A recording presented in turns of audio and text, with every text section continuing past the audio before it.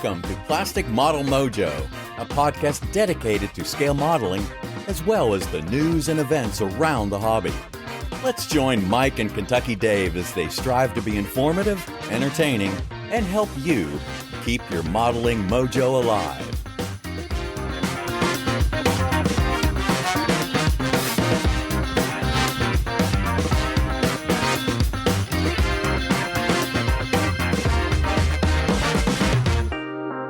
All right, Kentucky Dave, we are closing out February with episode 158. Yes, we are. Well, welcome, everybody. Hopefully we got a good one tonight.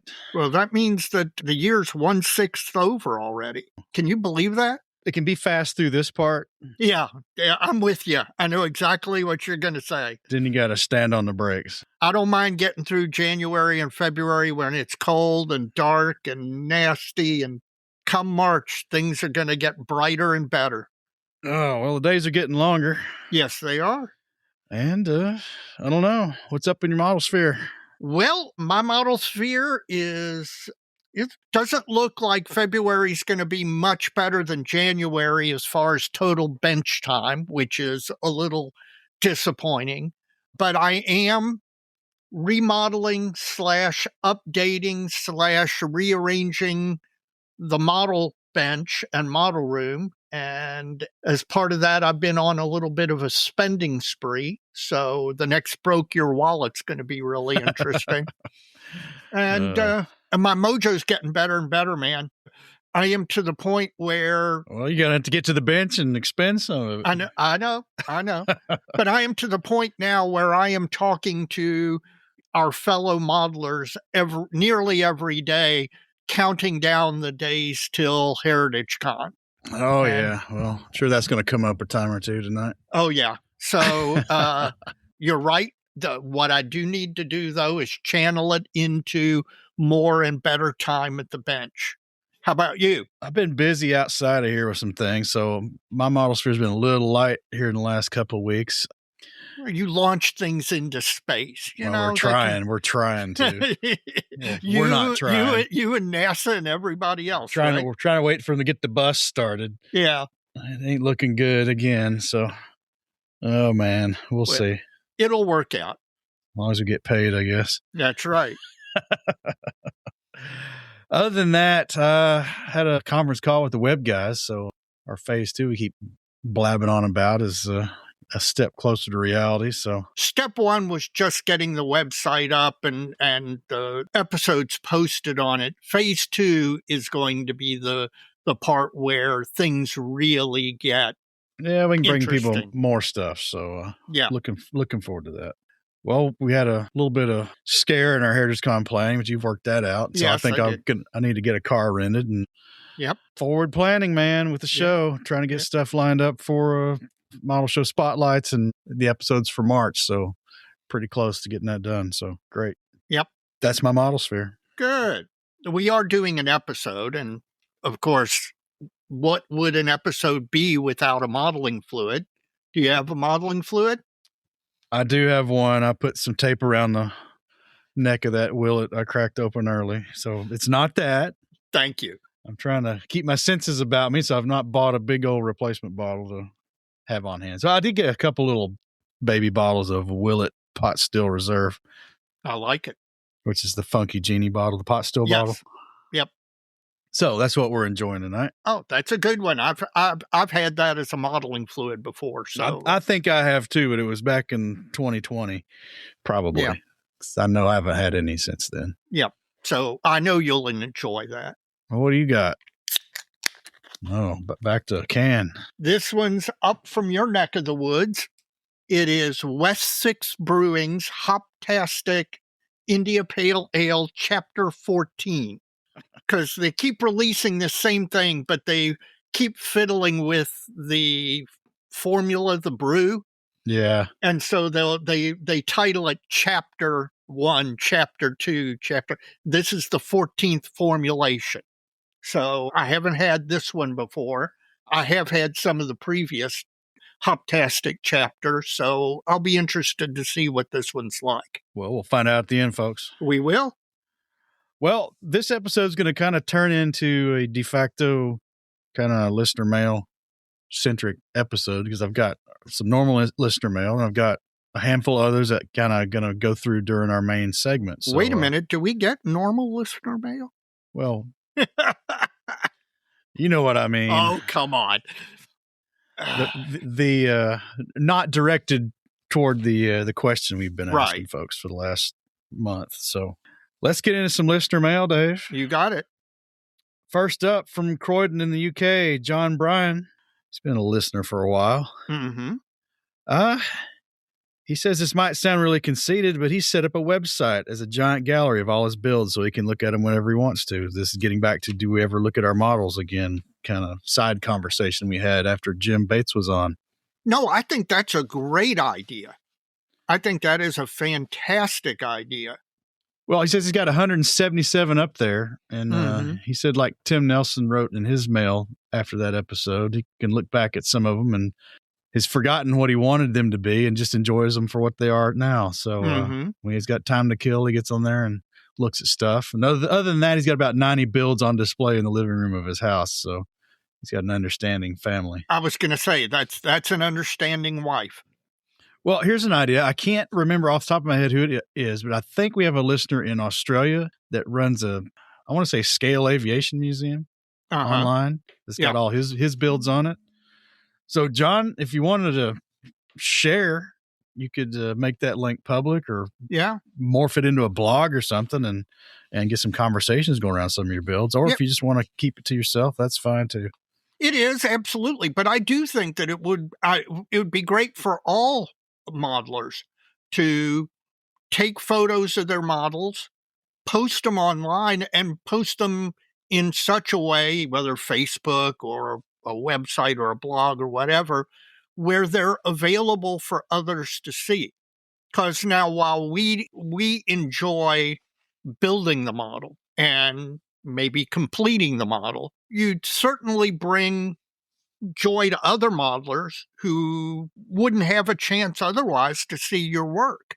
That's one of the things you and I like about shows, is it is a chance to see in person, which is different than online, let me tell you, in person, other people's models. And there isn't a model show that I go to where I don't find at least one model that I sit there and spend 10 or 15 minutes staring at, just admiring, maybe trying to find the builder, maybe trying to talk to them about their model. It's very inspiring. So I do think if all the modelers out there, if you're inclined to, build some sort of digital gallery of your models and make it available so that the rest of us can see it. Yeah, if you got that many, that's a lot. Yes, that is. Well, we'll see what he says. Okay. You know, it was Paul Buzik who wrote in about that after Jim's episode. He's written in again. He says, this one's for you, Dave. Okay. I'm going to read it so I don't miss anything. All right. In regards to your Hellcat markings, let me see if I've got this straight. Oh, God. Working under good lighting and probably magnification, you're not sure if you got them right side up? If that's the case, then, counselor, who are the decals for if the builder can't even see them? He says he's just asking. The answer to that question is yes, I can tell which ones I put on upside down. Not in time, though. Yeah, no, not necessarily in time. And yes, if you see this model in person and you either have a magnifying glass or you get down really close to the model, maybe a little uncomfortably close to the model, you can look at those stencil markings and you can actually read what they say. Again, my compliments to Furball Aero Design. In 70-second scale, they produce these stencil decals that are not just blobs. They're readable. And so, yes, I put several of them on upside down. And no, I didn't catch it in time, but there's no way I was going to go back and try and correct it. Reminds me of MASH when the North Koreans straight into their galley tent. Yeah. Radar's like, hey, that's a funny rifle. How come all the P's and R's are backwards? Yeah. Exactly.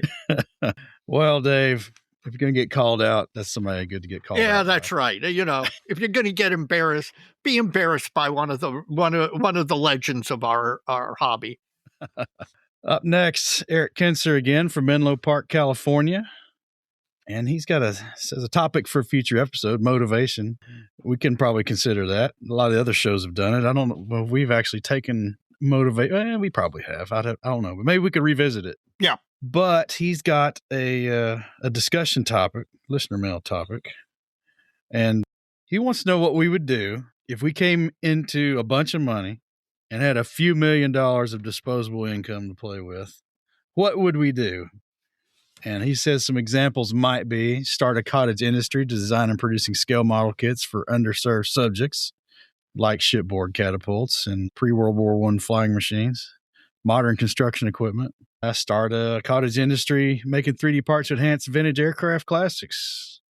Or scale modeling YouTube channel without ads that draw from the best of the likes of Fine Scale, Plasmo, Night Shift. Again, Paul Budzik, with Go being a premier destination for modeling knowledge.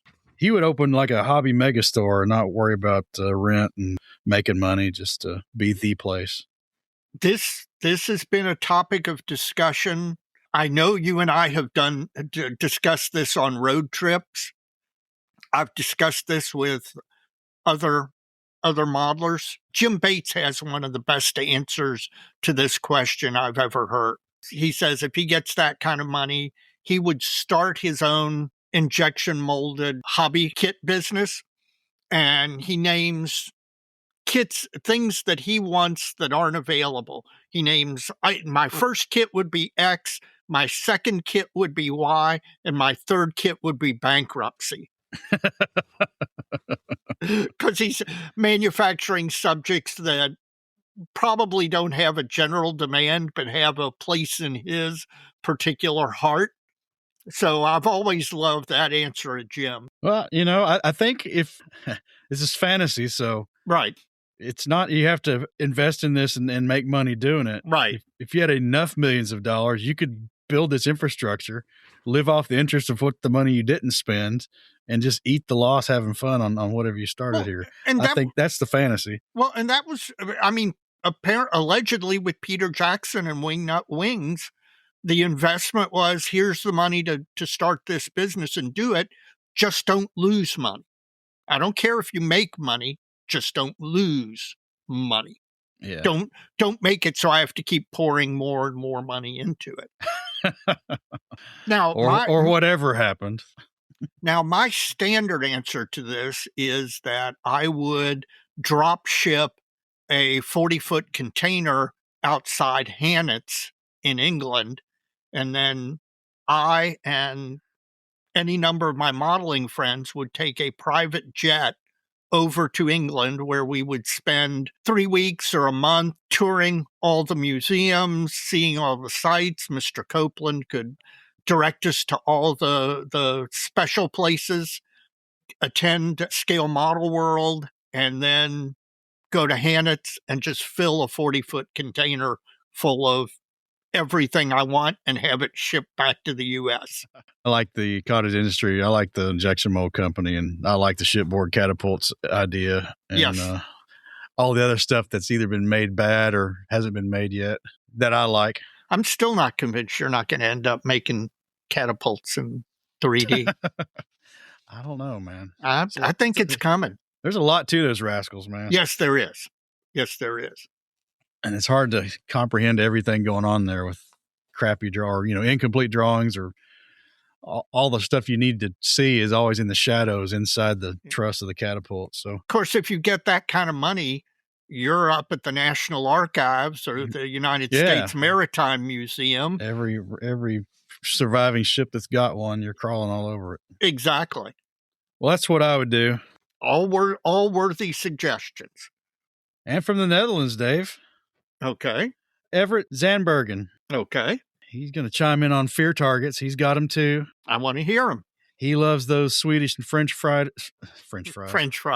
He loves those Swedish and French fighters. Yes. Especially the Viggen. Yep. And he bought Jetmad's 32nd scale AJ37. That's pretty big. Yes, it is. It's his ultimate subject to build because he loves the plane. And I guarantee you he wants to do it in the splinter camouflage. That's the next sentence, Dave. Not the overall gray. He didn't realize a lot of fear came in that box. Yeah. It's a full resin and 30-second scale, so in limited production. So he did not get 2 of them. Oh, wow. So it has to be good. Oh, this is like a double-edged sword, man. Well, it's a triple-edged sword. You got an expensive kit and potentially unforgiving medium. Yeah. Expensive limited run kit. Yeah. In an unforgiving medium. In an unforgiving medium that you want to put a challenging camo on. Challenging scheme on. So, hey, I would concentrate on the build. And if I got it built, it might sit for a year or two. while you practice the camo on. Practice the camo or get up the nerve to actually do it. Get yourself a 30-second scale Phantom and practice putting that in Swedish like splinter camo. Crappy Revell one from the 70s. Exactly. That's not a bad idea, actually. No, it's just a mule at that point. Yeah, or their big 30-second Mirage. Yes. The Mirage would be good because it's similar in similar shape. Yeah. That's actually a pretty good idea. You can probably get that kit for next to nothing. Oh, yeah, I guarantee you can. Yeah, practice. But yeah, man, I would make sure the build was spot on there. Yep. Make sure you get that sucker built. Yeah. It won't matter what kind of scheme you put on it if you don't get it together. And that's the thing. Is start with the build. Do the build, concentrate on it. Don't even start thinking or practicing about the camo until you get the build done. Then you almost view the camo as a separate model in a way. Yeah. How many colors in that scheme? 3, 4? 1, 2. 2 greens and a brown. I think there's 4 on the top. Oh, man. Yeah. I think it's 4. I'd have to go back and look. In 30-second scale, you could maybe conceivably come up with your own mask. Yes. Pretty big size to work in. It is indeed. There, we've given all advice we can, given our inexperience with Swedish camos. Larry Donovan from New Brighton, Minnesota. Okay. I won't get into the article. He sent me an article from The Guardian, but it was about looks and fashion. It was mostly directed toward women and makeup and colors and all these influencers online are telling them what they need to do, and they're all doing it and to varying degrees, that sort of thing. Mm-hmm. But he was just wondering, what is the influence of the quote unquote influencers in our own hobby? What influence do they have on our way of doing the hobby? Oh, I think. And then let me finish here. Is there a distinction between an instructional podcast or YouTube video and a quote unquote influencer? I think there's a distinction maybe from the producer side. Some people may go out with the idea of becoming a quote unquote influencer, and some people may just be interested in making informational videos or podcasts. But on the receiving side, it not necessarily received the way that the producer intends, because a lot of modelers who produce videos may produce them because they want to be instructional and helpful and all, but the people who view them view what is produced and are influenced by it and view the producer as an influencer, as a guru in the hobby. Yeah, I don't. And just what's that influence look like? Is it picking a subject, or is it, they pushing a product? Does it make you want to try something they're using? Right. So have certain modelers with YouTube channels influenced me to buy something after I saw them use it? Absolutely. Yep.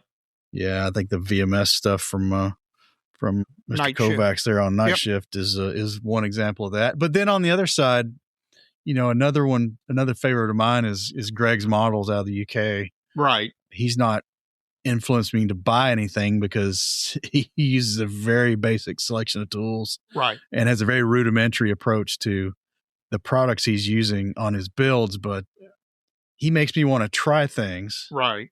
And he makes you want to build old kits. Yeah, because he's providing a path over some of the hurdles that some of those kits have, just because he's just really good about just pushing through those things and getting them done. And they turn out, his models are good. And I think influenced or it's inspired. Maybe those are two different things. Yeah.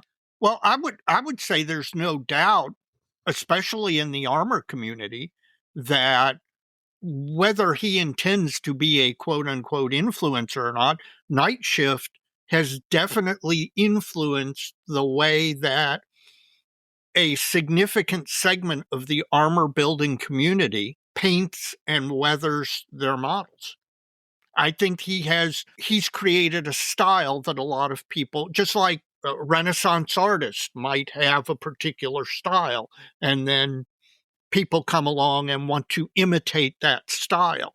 And I think that there's no question that Night Shift has had that effect on a segment of the armor community. And their Plasmo, when he does aircraft builds, same thing. Yeah. I'm always afraid he's going to cut his fingers off. Me too.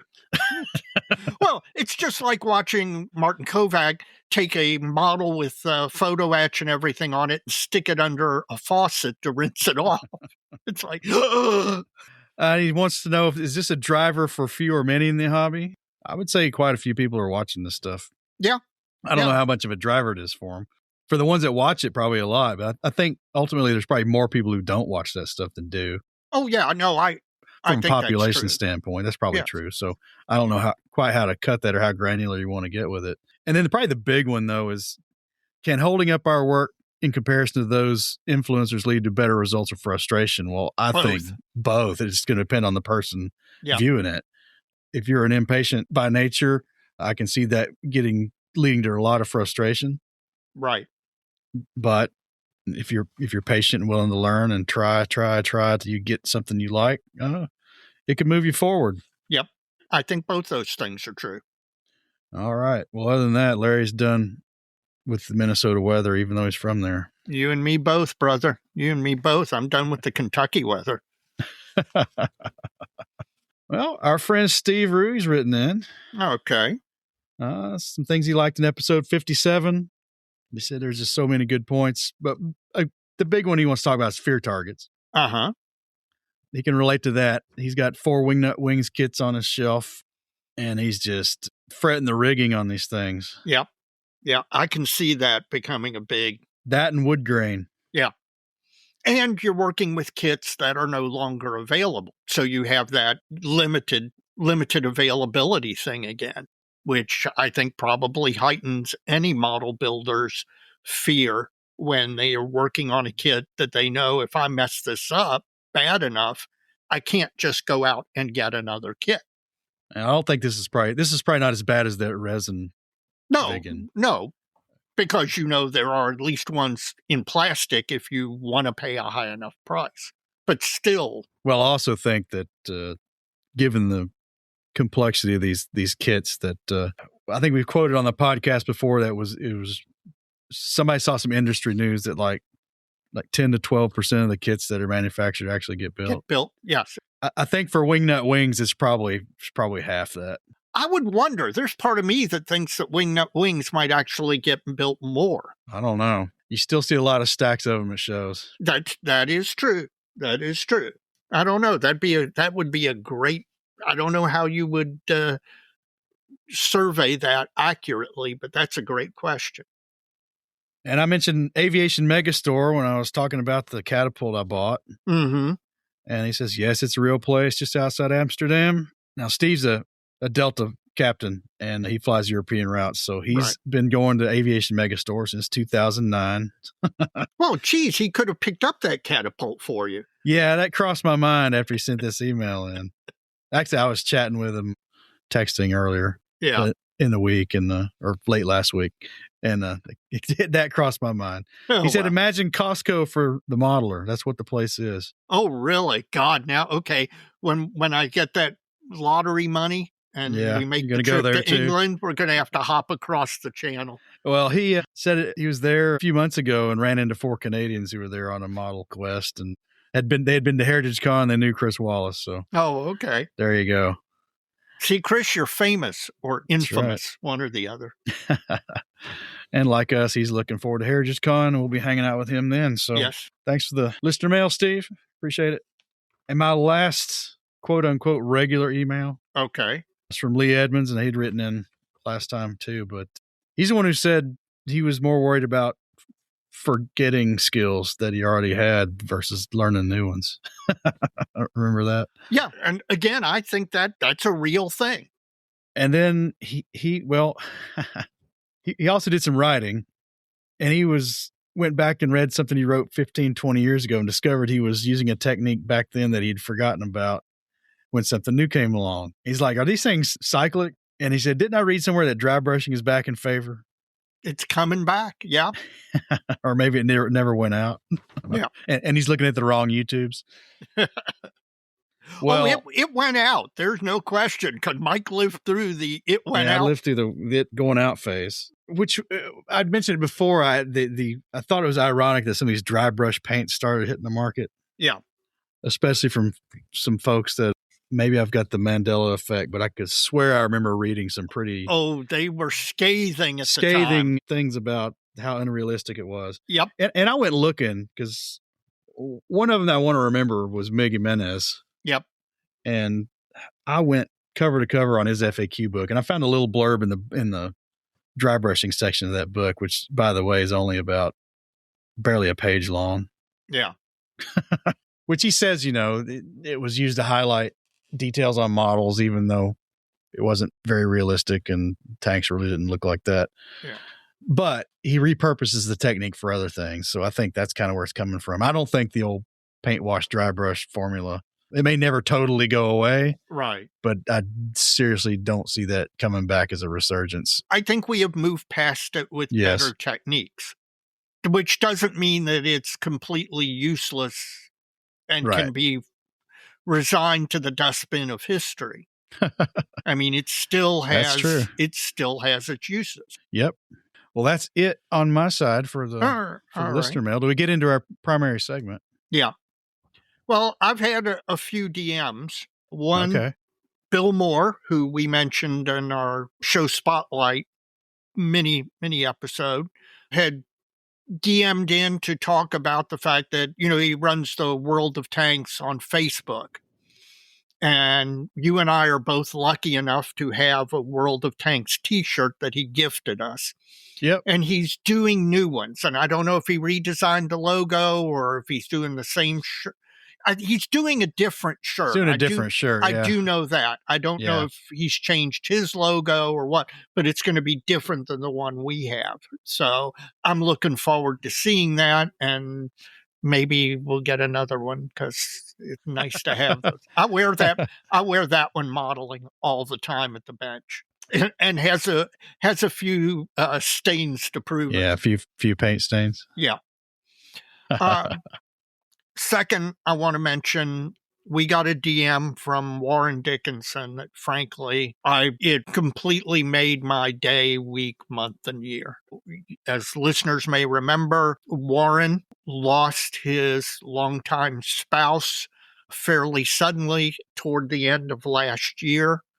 And you can imagine the devastation of losing a life partner, a spouse, and now you're rattling around an empty house and just the person you're used to always being there isn't. Yeah. I mean, how devastating a loss that is. Well, Warren reached out to thank Mike and I because he's kind of unmoored at this point because of the loss, and was talking about how the listening to the podcast was helping him reconnect / stay connected to the hobby and to keep him company and all filling a need for him particularly. And it was just wonderful. It really, really made me feel good about doing the podcast. If for no other reason, if we're bringing that to someone who needs it in that situation, I'm thrilled beyond belief. So I want to thank Warren. That was very nice of him to reach out and say that. Yeah, I saw that one too. Our friend over in England, Michael Grazabian, was very kind enough to, I'd mentioned previously he had DM'd me about using the Cameo to cut plastic and giving me a pointer to a Facebook page and a video on the subject. He recently, I had mentioned my interest in Japanese and Near East Asia, or Near East Indies, Dutch Near East Indies, early World War II in the Pacific interest. And he sent me a link to a website called, I think it's called Emma's Planes. And we'll put a link in the show notes, and just has a ton of material, including Japanese aircraft manuals and other stuff, and just really, really a great resource. And it was I never would have found that on my own. So it was very kind of him to. We'll have to link that. We will. I'll send you the link and we'll link that. William Chrisman DM'd in, and he was doing a build of the Tamiya Senna McLaren kit. Okay. And he was posting his progress builds on the dojo. And unlike other Tamiya kits, he was having some challenges with this one. And he did a post and it didn't appear. And he was worried that it didn't appear because he was being critical of a Tamiya kit and pointing out its flaws and errors and all. And I reassured him, no, we're not we don't filter for that stuff. You are free to express your opinion about any model you're building or any product you use. And we're not in the gatekeeping business. We're not in the currying favor with manufacturers or producers or any of that. So what happened was, of course, it ended up in Facebook jail because Facebook has some sort of weird algorithm that we're still trying to figure out why it selects certain posts and says, no, we're not going to post that one. So anytime that happens, guys, please reach out to me, DM me, and I'll go in and I'll find it. I'll get it published. Yeah, it's usually the cross-post problem. Yes, that seems to be a common thread among most of them. That is those although it's not always, because we have some that aren't cross-posts that get help. But the single biggest indicator is cross-posting. A post that's been posted somewhere else on Facebook and then is being cross-posted to the dojo. So, but like I said, if it ever happens to you, please reach out. We try and police that regularly, but sometimes we don't always catch them right away. So if you encounter that, please reach out and we'll fix it.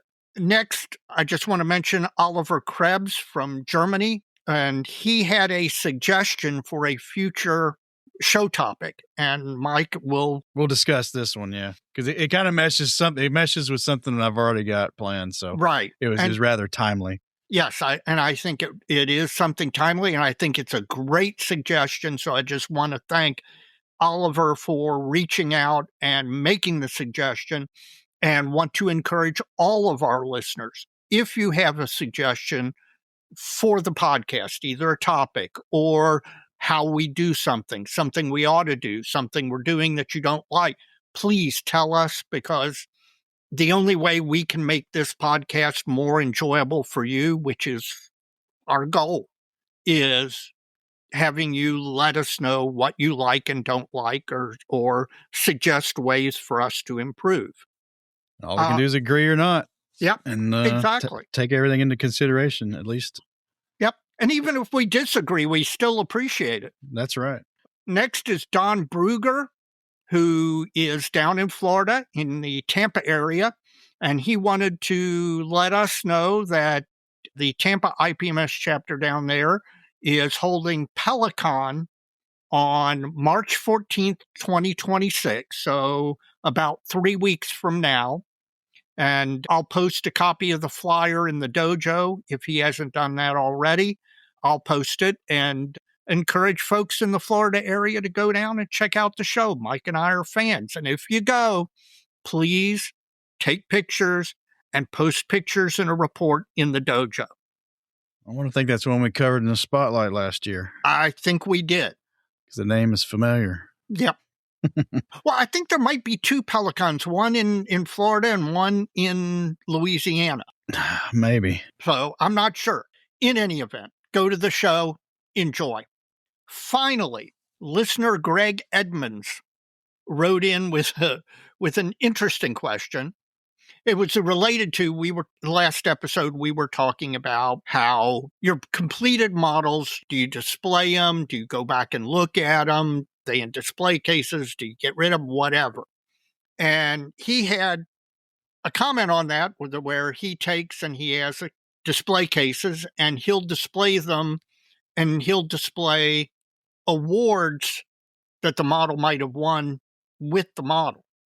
And he asked what I did with my old awards. And there are 3 that I actually do have out. My 2 IPMS National Awards and the one from the last Canadian National back in the 90s. But I'm kind of sheepishly admitting to him that the rest of them are in a giant Rubbermaid container next to my water heater in my utility room. And occasionally, if I need a base, I'll go in and I'll pull out an old award that has a plaque style and pry the plate off of it and use that as the base. So most of mine are not displayed in a model case with the models. They're in a utility room, and that's where they'll probably stay till I die and my children throw them out into the trash. They probably will, Dave. Yes, they probably will. So that's all I've got from the DM side. All right, folks. We like the listener mail. It's our favorite segment of the show, and we'd like to get some more. We got a bunch this time. We're going to make a good use of them, I hope. Yep. You can write to the show via email, plasticmodelmojo@gmail.com, or you can send a direct message via the Facebook Messenger system. And usually Dave handles those. I take the emails unless there's some crosstalk that we can cover one or the other if it's to our own expertise.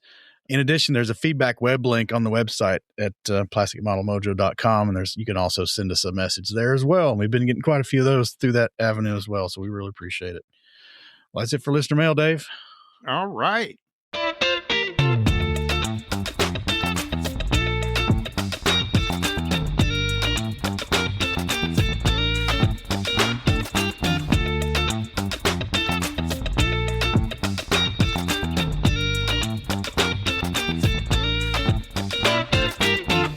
Well, Dave, our special segment tonight is going to kind of be the last one for a little bit anyway on kind of these more philosophical aspects of the hobby.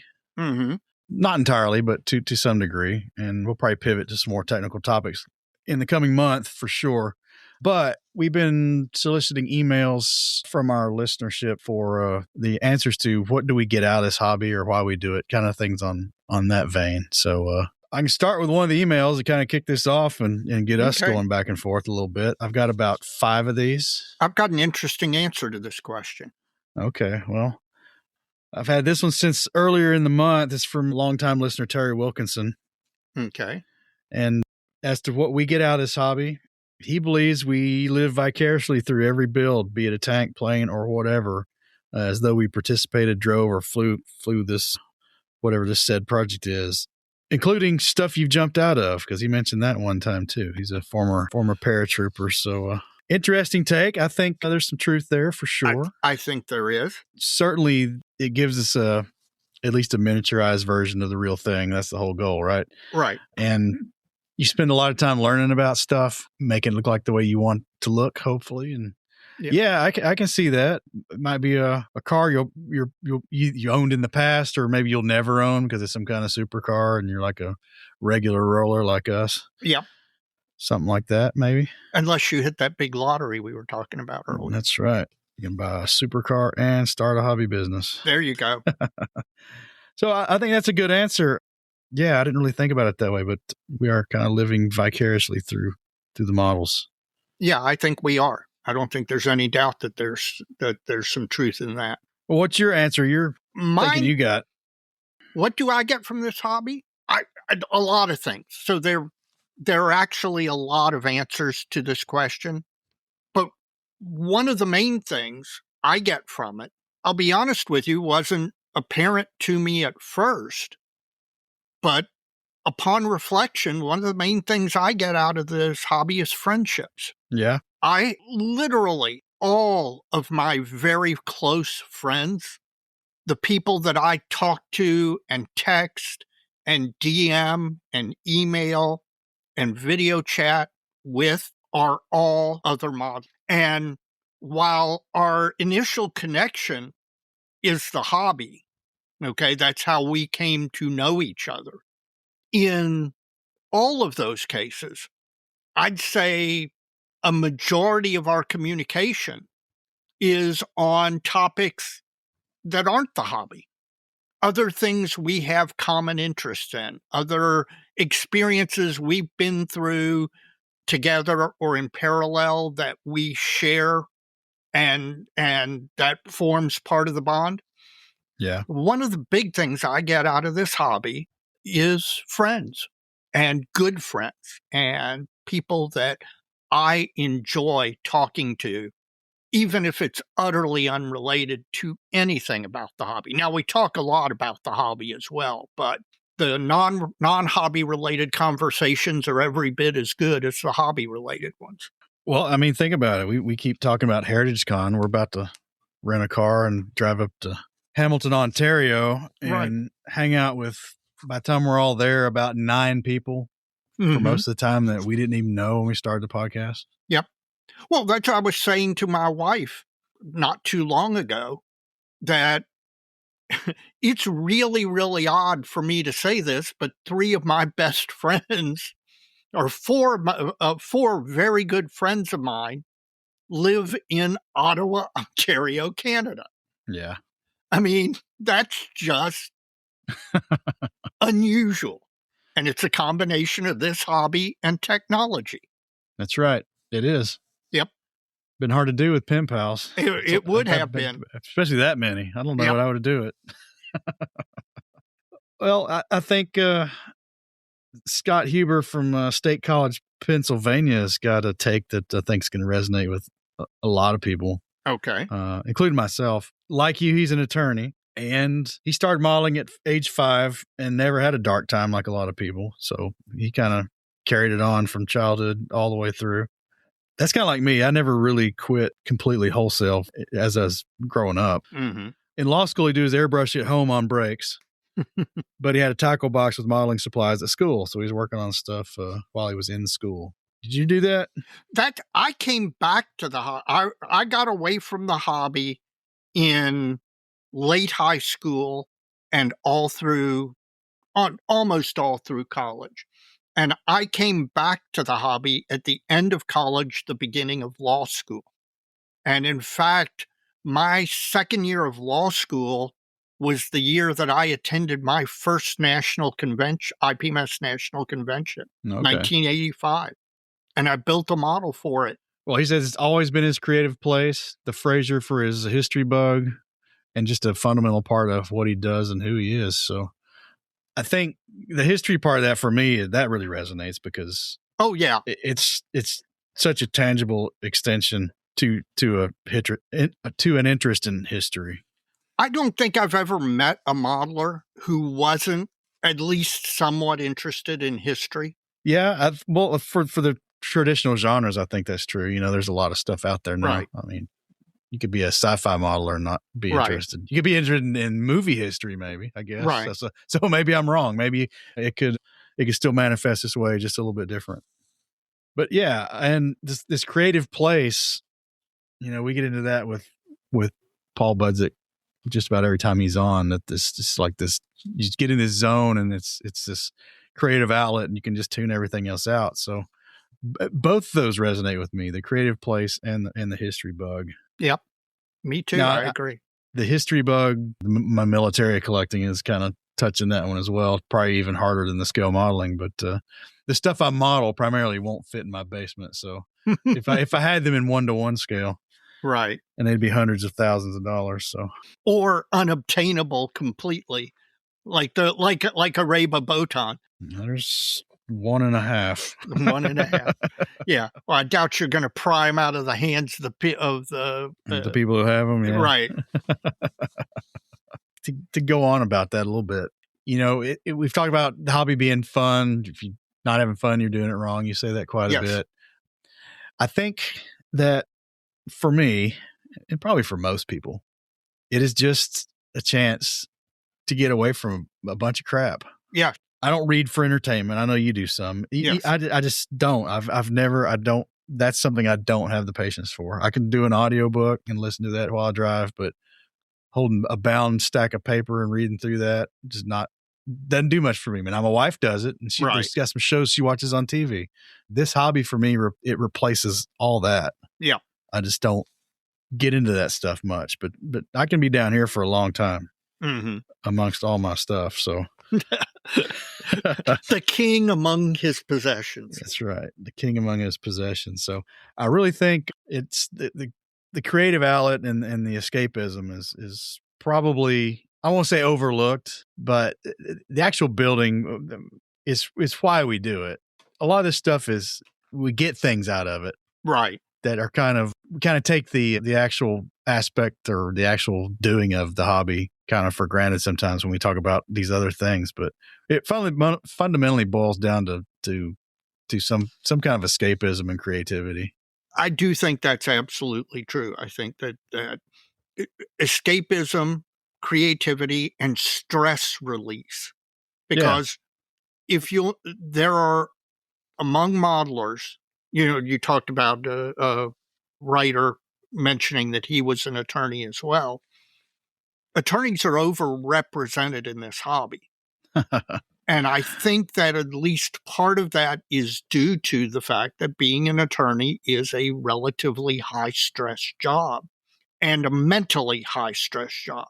And so the hobby provides a stress-free haven where you can relax and you're not having to deal with those high pressure, mentally draining, the high pressure, high mentally draining work. Yeah. And I suspect that, like engineers, physicians, we know quite a number of physicians who are modelers. I think the same thing is probably true of them as well. I think so, but I think in my current job, I've sent you a few pictures that you can't tell whether I'm at home or at the office. That is true. Got my knives and my cutting mats and my sanding sticks and all that stuff. So it is kind of nice that there is bleed over between your two jobs. Yeah, I really appreciate it. That's your job and your hobby. That's why I pursued it. Yep. And you were smart. One of the wisest decisions you ever made. It is. Ken Schaefer from Stratford, Connecticut. Okay. His response to the question about what he gets out of the hobby, the answer is Shangri-La. Okay. So that's what we're talking about here, right? Yep, exactly. He's a senior manager at work, and he's got to constantly be on while running a business, managing employees and making decisions at a moment's notice. And at home, like most of us, he's got responsibilities of being a husband, a father, a grandfather, homeowner, and all that stuff. He is an empty nester, which affords him the luxury of having some free time. Right. He's found modeling to be a much better use of his free time other than being a couch potato and doom scrolling on his phone. Right. Going to the bench, he can mentally turn down the outside world, forget his responsibilities, at least for a little while, put on one of his favorite podcasts or an audiobook, and just retreat to his happy place to work on one or more of his multiple ongoing projects. Yep. That's exactly what I was talking about. You walk into the hobby room, you close the door behind you, and for as long as you're in there, you're not thinking about, okay, what do I have to do tomorrow at work, or what project needs to get done around the house, or what bills do I have to pay tomorrow, etc. That it literally, when I close my hobby room door, the outside world disappears. For a while. Yeah, for a while. Not permanently, no. It's called a hobby. I know. Yeah, these people do it for a living. I don't see how they do it. Well, I don't either. And I question whether I would enjoy it if I did it as my source of income, as my job. But I'd kind of like to have the opportunity to know. That would be an interesting thing to experience in the short term, just to see. From Medina, Ohio again, Mike Garapick. And he says, I did get his first name pronounced correctly the first time. Good. So that worked out. Well, he's approached this one more from the motivational standpoint. Okay. But it kind of gets it. It gets around to what he gets from the hobby. It's multifaceted. He's always loved aviation, particularly military subjects from World War II to current day. He had an uncle that when Michael was younger, that worked for Cleveland Pneumatics, which made landing gear parts. Mm-hmm. Remember, he was from the Cleveland area, knew all our friends from that area. Yep. His uncle would give him promotional flyers of the kind of stuff he was working on. And he'd take trips to the Cleveland Air Show, and then he was just hooked on aviation. And, he was never able to find his way into the cockpit. So building these small-scale replicas was the best and only option he had. Mm-hmm. And he's 65 years young, and this was the video games of his age. And he returned to the hobby in the 90s. Now that he's retired, it's taken a whole new meaning just because it occupies so much of his time and interest. So it sounds like he's getting enjoyment out of the hobby, which is great. Yeah, because no matter what you get out of this hobby, it does ultimately have to be enjoyable. If it isn't enjoyable, you're long term, you're not going to continue the hobby. No. And I got a final one from Joshua Abbey from Colorado Springs, Colorado. We have friends out there too. We do. He's an aerospace engineer, an RC pilot, and full-scale glider pilot, and he says amateur aircraft modeler. So am I. And he wanted to also address the topic of viewing completed models. Mm-hmm. And he says, why would you ever build a model and not look at it? He says, of course I look at my old builds. I put a lot of effort into them. And he says, as an aviation enthusiast, the point of the model build is to see it on his display shelf. Sure, he enjoys the process, the painting, the building, the weathering, and all that. But he builds his A4s, his P-47s, his AN-2. Was it an Antonov 2? Yeah, Antonov 2. That's the big radial engine biplane that the Soviets use to this day. Great. I'm sorry, Russians. We don't say Soviets anymore. He loves these aircraft and wants to look at them on his shelf so he can admire their aerodynamics and performance considerations. Yep. He appreciates the aircraft evolution, Wildcat, Hellcat, Bearcat, Tigercat that a display can offer. And he can ruminate on the historical significance and related pilot stories and experiences. And he builds a lot in 32nd scale and 48 scale, so he's got some bigger planes to look at. And it brings him joy in the cold, dark Colorado winters when he can't fly himself. Yeah, I think these are all valid, but I would make one thing. He says, as an aviation enthusiast, the point of building the models is to see them. Well, that's a point, his point. Right.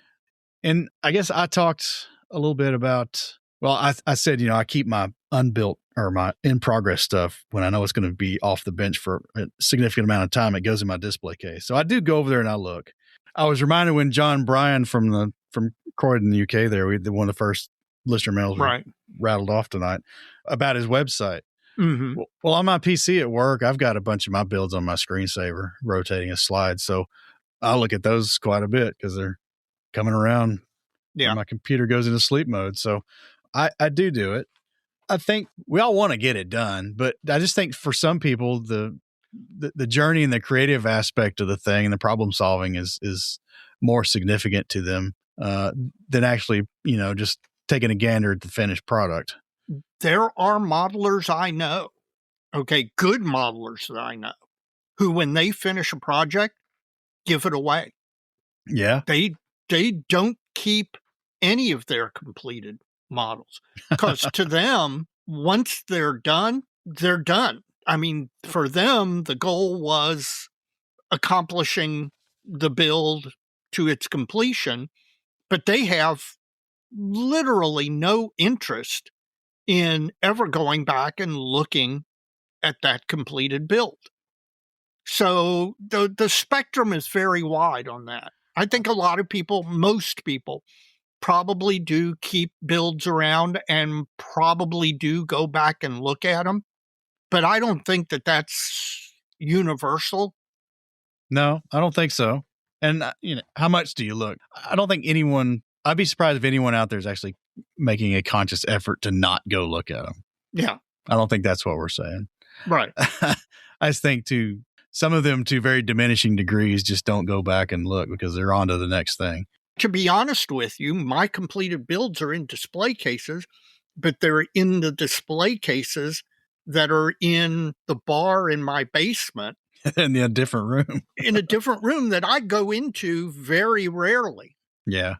So I mean, I do see them and I do go occasionally look at them, but it's rare that I go down there with the purpose, hey, I'm going to go look at my old builds. Well, Joshua, thanks for your perspective on that. You know, you mentioned a lot of things here that do ring true. I think a lot of these points about all these considerations about the aircraft's history and evolution and stuff, I actually get a lot of that during the build process. I bet you could tell me more about the Paul than I know about the Paul. And I have a deep interest in Japanese aircraft. Yeah, I don't know that too many people know much about that airplane at all. That's true. It's a little enigmatic, but yeah. Well, you got anything else you want to say on this topic, Dave? No, other than I don't think ultimately it matters what you get out of the hobby, as long as you get something out of the hobby that makes you happy, that brings you enjoyment and relaxation, whatever it happens to be. Whether you're a construction guy, whether you're a finished model person, whether you're whatever, you're a history buff, you're a technique guy, whatever it is. The only thing, and I've said this, you mentioned before that I say this, if you're not enjoying it, you're doing it wrong, okay? If you're not getting enjoyment out of the hobby, and it doesn't really matter why you get that enjoyment out of the hobby, but you really do need to enjoy something out of it in order for it to be a hobby. I agree with that. Yeah.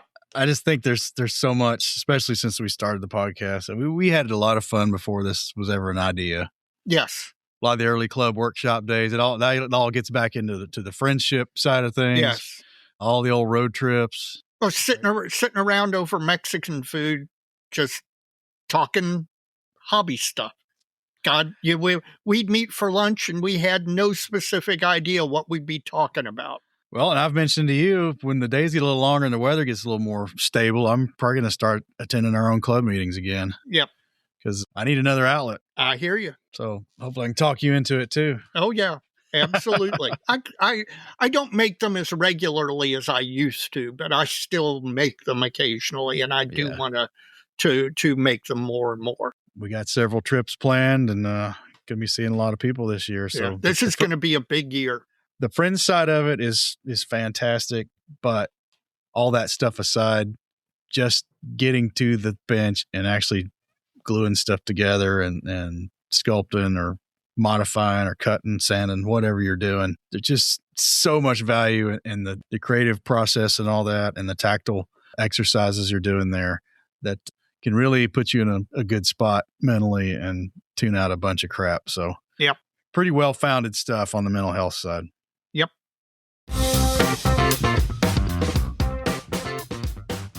Model builders know Bases by Bill for innovative display solutions for any scale model project. Bases by Bill creates custom hardwood bases with engraved or full-color placards that include text, unit emblems, and national insignia for the perfect finishing touch on your next aircraft, armor, or ship. And when your aircraft project is complete, show it off in style. Choose from aircraft carrier decks from World War II to the modern era, or airfield-style bases that showcase any aircraft. With contest and show season here, Bases by Bill can also craft your club's major awards, plus 1, 2, 3, or gold, silver, bronze. A wide range of styles and options are perfect for clubs of any size and budget. Visit basesbybill.com, because there's always something new at Bases by Bill.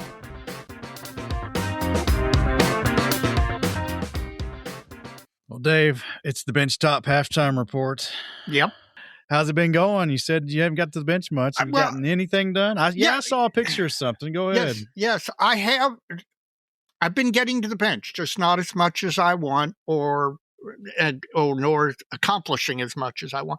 But the Hellcat decals are done.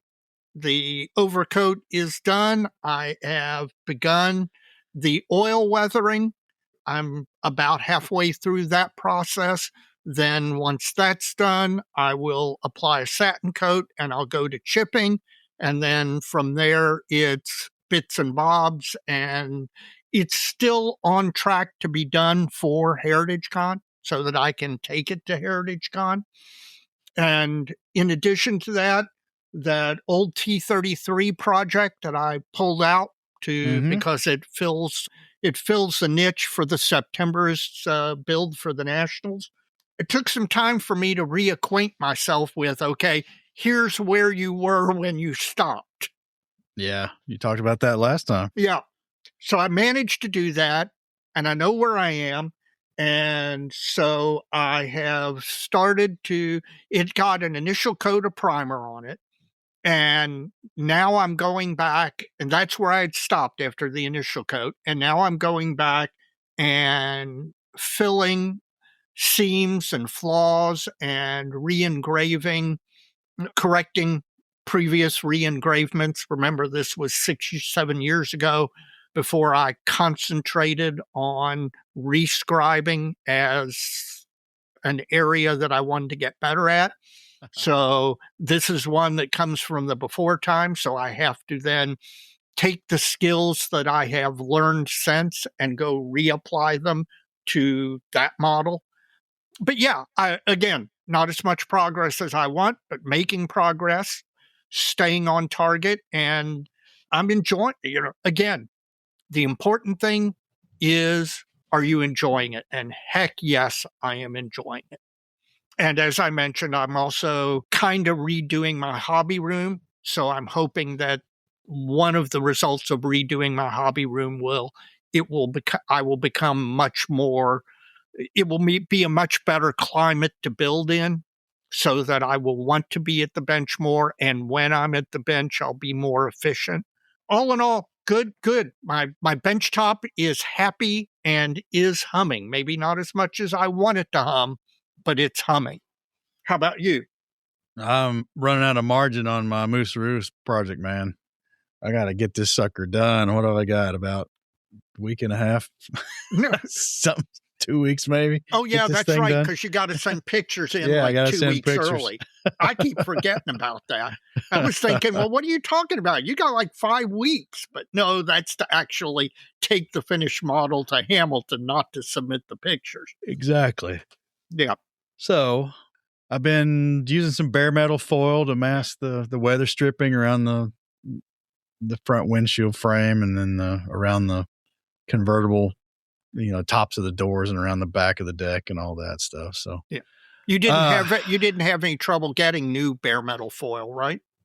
No, I had to get new bare metal right foil. You had run out of. Well, I got a little bit done, and then it was, man, I probably had that sheet for 20 years. 20 years. So the little patch that was left had been creased and bent a couple times, so it had some tears in it, and it was just not holding together. So I went and got some more, and again, Burbank's House of Hobbies came through on that. So we need to hit them up for a sponsorship.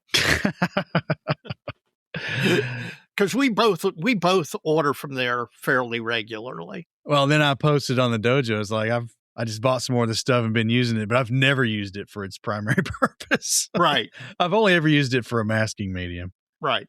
Which is a pretty good one, actually, if you got some dimensionality you need to cross, and it can just get a lot tighter than like most masking tapes. So once you learn to handle it and use it a little bit, it's really not that bad. Now you're using it for the chrome trim on the vehicle. No. All the weather stripping was painted black. Mm-hmm. And I went back with bare metal foil and masked that off and trimmed it. So, okay. So you are using it as a masking just material. A mask, yeah. Okay. Yeah. So once I get the car primary color painted, it all gets stripped off. It all gets stripped off. So be looking forward to that, which just made me think of something that's going to make things interesting. The car is going to have to be glossed. Right. And I don't know how many layers of paint it's going to take, and then some gloss.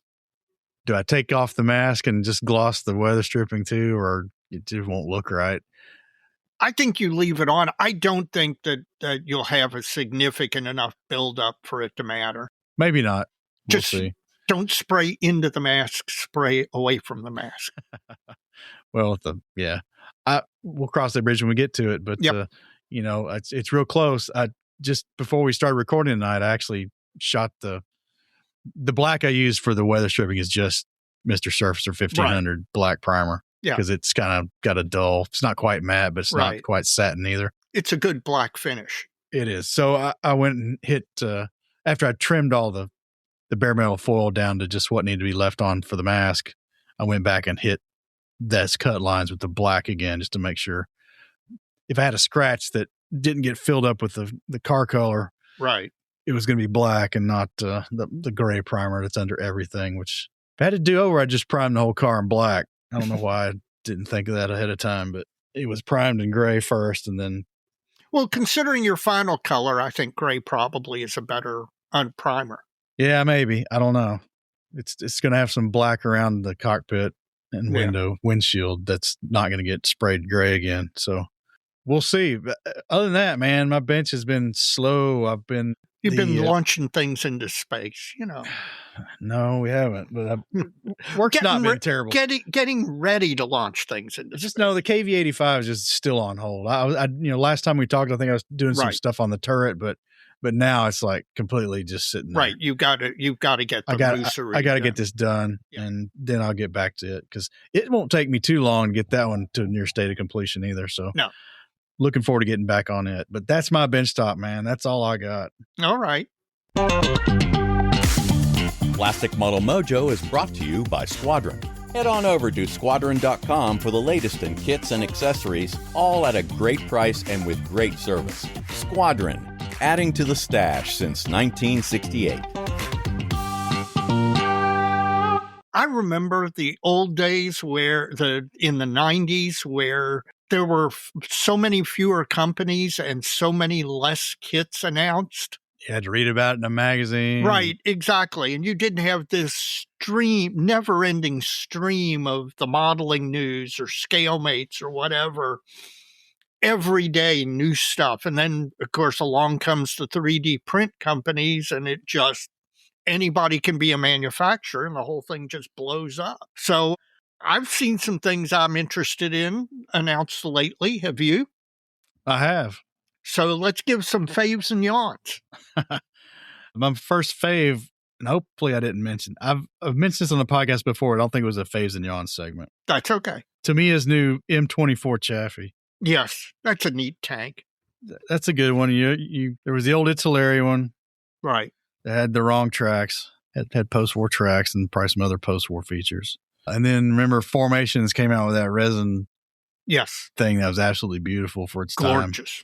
Yeah. Then there's a Bronco one, and they got the turret shape wrong and then reissued a turret you could get separately to fix the problem with the turret. And now there's probably not a whole lot wrong with the Tamiya kit. The only thing with Tamiya is some detail shortcuts so they can mold it. So right. I don't know if it's one I will get, but I'm sure that one's going to be really, really popular. I think so too, especially given not only its World War II use, but its use in the Korean War, in all of every Hollywood. Right. Every South American country ended up with some of those things.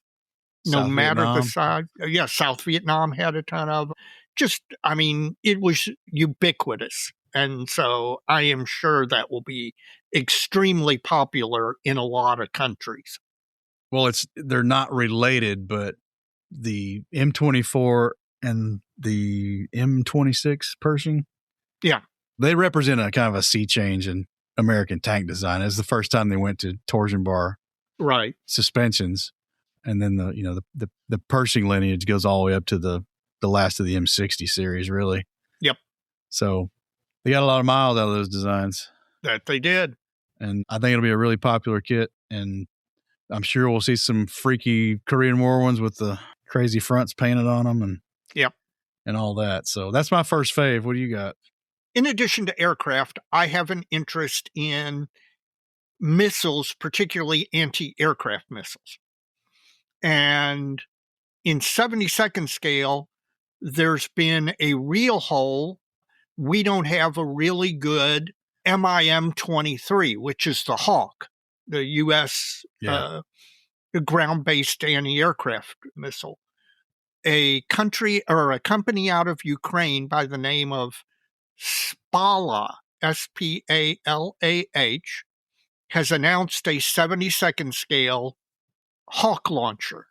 And that's definitely one that when it comes out, when I see it, I will pick it up, because I want to build a whole series of anti-aircraft missiles and a whole bunch of the Russian ones. And of course, the Americans don't rely on ground-based anti-aircraft missiles quite as much. And so there isn't as much variety from American and NATO countries, but there are some.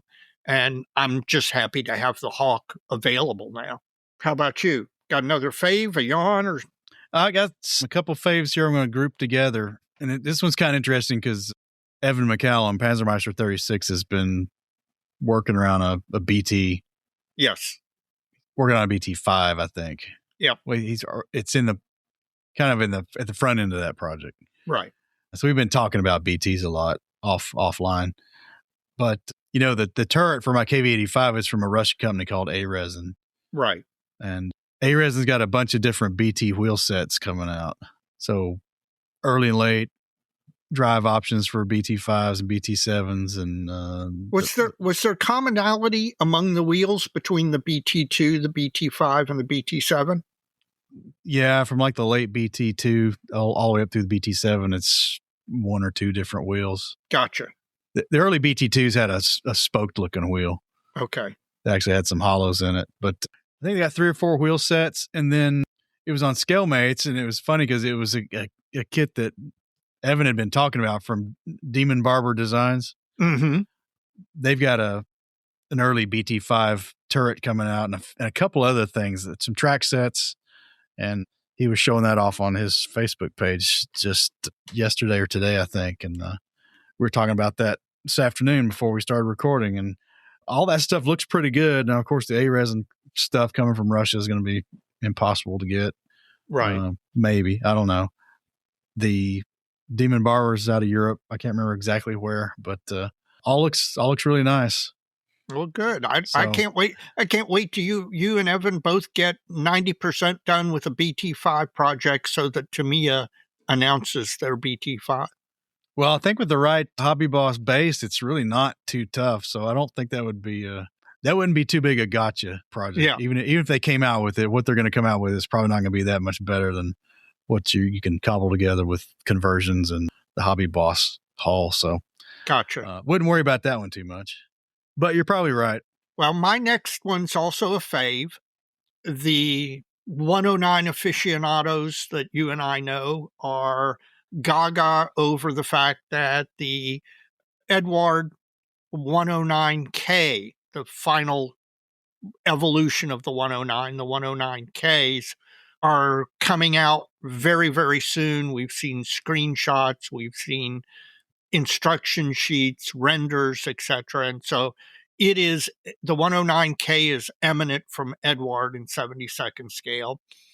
And company who makes a lot of products that I really like called Ames, that used to be out of the UK, but it's now out of somewhere in Central Europe, and I forget where, Czech, Slovakia, Croatia, somewhere in there. Actually run by an Anglican minister who has a deep interest in World War II German aircraft, particularly the Ju-88. He produces decals as well as conversions and other stuff. And he has a set of decals for the 109K to go with that Edward release. And God, they're beautiful. I know decals, like I need another decal like I need a hole in the head. But as soon as these things come out, I'm going to buy them. He's shooting fish in a barrel at this point. I will be getting those, even though German aircraft aren't my favorite. They're just beautiful decals, beautiful markings. The kit's going to be gorgeous. And, having seen Barry and Steve building those and how thrilled they were with those models. I can't resist. I don't know if my last one's a yawn or it's not a fave because I don't build you this and scale. me both. That is exactly what I'm going to say about my last one. And I got a suspicion we're going to try to outbig each other. Yes, we are. Trumpeter announced a 48 scale Avro Vulcan this week or so. Get out of my head. Man, that thing's going to be the size of like a adult Stingray. Yes, it is. That's a lot of airplane. Quite literally, where the heck do you put that when you're finished with it? I don't know. I mean... So there you go, folks. I can't imagine a case that would fit in. You have to build it. Yeah. Well, mine is actually a combo of that kit, Trumpeter's 48th Vulcan, with Trumpeter's announcement just the last day or so that they are doing in 35th scale, not 32nd, 35th scale, an ME-232 Gigant, or 323 Gigant. It's an ME-323 Gigant, which is the powered version of the big glider. Yeah. The big clamshell front on it. Clamshell front doors. This is the thing that got slaughtered in North Africa in the Tunisian campaign. It's an easy target. Easy target, yes. Was used heavily on the Eastern Front. And I think it's brilliant from the idea that in 35th scale, you're going to open up those clamshell doors and you will take your 35th scale German soft skins or armored cars or whatever, and you'll be able to display the thing with the cargo, on the ramps coming out or going in or whatever. But in 35th scale, this thing is going to be huge. Our friend Barry Numerick builds almost exclusively 109s. The other thing that he builds and has a number of kits of is the 72nd scale Italeri 323. And that thing is huge in 72nd scale. It's nearly the span of my arms in 72nd scale. I cannot imagine the wingspan on this thing in 35th scale. Heck, I'm not sure how you engineer it so that the wings don't droop and fall off. Or fall off. Touch the ground. Right, or split the model in half. I mean, I cannot imagine. So the same guy who's going to build the 48 scale Vulcan is going to also buy and build the Gigant, and I am here for it. I can't wait for the picture of those two models filling an entire room in his house. Oh, man. Well, that's all I got. That's all I got, too. Plastic Model Mojo is brought to you by Model Paint Solutions, your source for Harder and Steenbeck airbrushes, David Union power tools, and laboratory-grade mixing, measuring, and storage tools for use with all your model paints, be they acrylic, enamels, or lacquers. Check them out at www.modelpaintsolutions.com.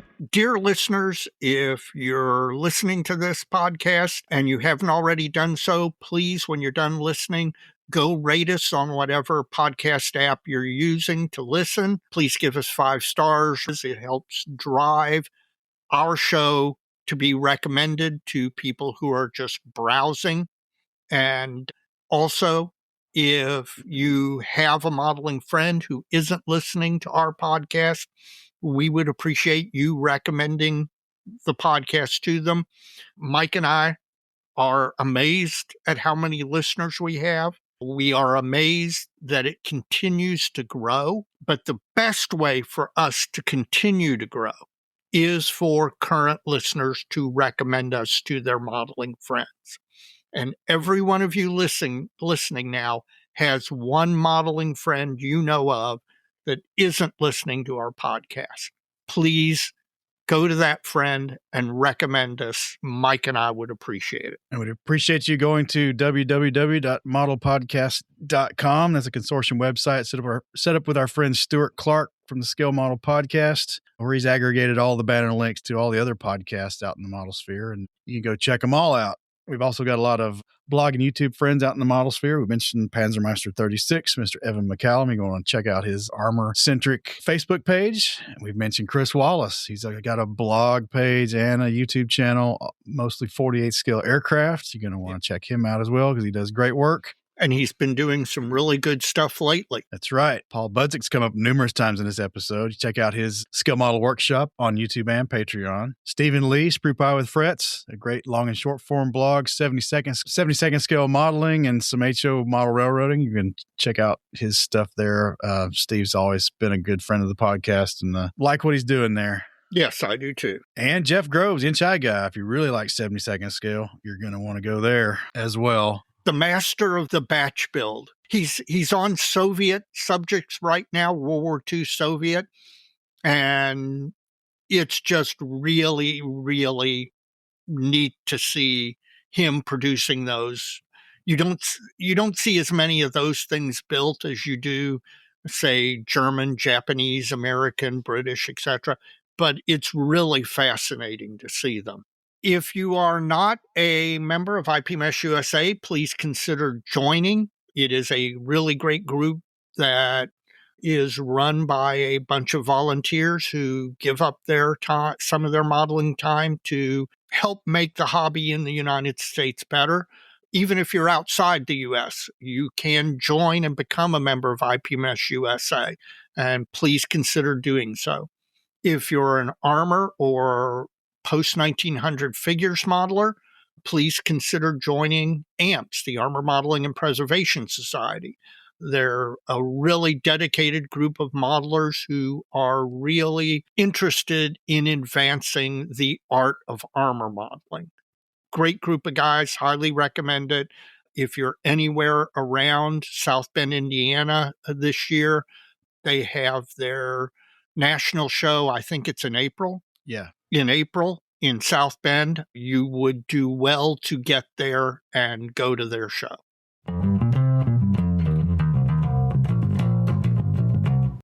Mike, we're almost at the end, and I'm almost at the end of my beer. You're, I'm sure, almost at the end of your Willet. I am. And I already know it's going to be great. So go ahead. The Willet's cool because it's in a bottle that's shaped like a pot still. Right. It kind of looks like the I Dream a Genie bottle. Right. But it's shaped like a actually distiller's pot still.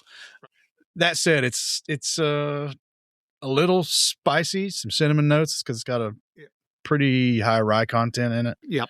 Not unlike Bullet, though I think it's a little better. But it's not one I buy very often, but I thought I'd try something new. Try something different tonight. Yep. It's a little bit more expensive. Yeah. So now it's interesting that you think, I think I'd prefer Bullet over Willet a little bit, but that's probably just utterly personal taste because they're both very quality bourbons. Yeah. At a very reasonable price. And I guess it just, I mean, it depends on what spice level and what particular notes that you like or don't like. It's not better enough for me to switch. Right. Though I don't do a lot of Bullet anymore either. Yeah. That was a staple a long time till I found the Russell's 10-year. I was going to say Russell's 10-year is your go-to. Well, how's your IPA? It's, if you had told me 15 years ago that I would regularly be drinking IPAs and actually seeking them out to drink, I'd have told you were crazy. It is amazing how my tastes have changed. This is good. It is an IPA. It is hoppy. It has a little bit of citrus note, which are, I'll be honest with you, the kind of IPAs that I like. I like the ones that have a little bit of a citrus or fruitish flavor. But it's excellent. Now, it's an IPA. It's hoppy, so if you don't like that, you're not going to enjoy it. But it's about 7.5% alcohol by volume, so it's mid-high on the range for beers off the shelf. I continue to enjoy what they're doing. Well, they're about a block away from work, so a little further than that, but not too far. I've got to find a court case to come to in Lexington so you and I can go to lunch at at Jalapenos and then maybe head over. Get some beers. Get some beers. Yeah.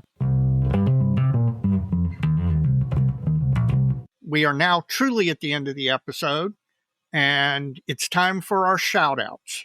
Well, I always want to shout out the folks who've chosen to help Plastic Model Mojo through their generosity. It's greatly appreciated. Putting a lot of that to use right now, getting this website expansion squared away. So been a big help, and we just really appreciate it. Yep. It just amazes me how folks have stepped up and helped us over the years. And yes. Just thank you so much. We really appreciate it. We do. You got a shout out, Dave? Yes. In addition to that shout out, which I wholeheartedly endorse, I'm going to pre-shout out somebody. Normally this shout out comes in April, but I can pre-shout out because I know that the guys in Hamilton are some of the nicest, most hospitable modelers ever to put on a show. Canadian nice is a real thing. They go out of their way to make us feel welcome. And they don't have to do it. We're coming anyway. We love the show anyway, but they really do go out of their way to make us feel welcome, to include us in their activities, and to just make sure that we have everything we need to do what we do when we're doing podcasting or recording or whatever. And I know they'll do it again this year, and I thank them for it. I want them to know that it's not something that is taken for granted by us. All right. Looking forward to it. You and me both, brother. Got any more? Because I do not. That's it. I'm done. Well, folks, until next time, Dave, as we always say, so many kits. So little time, and we'll see you at the 12-minute model street in March. You got it.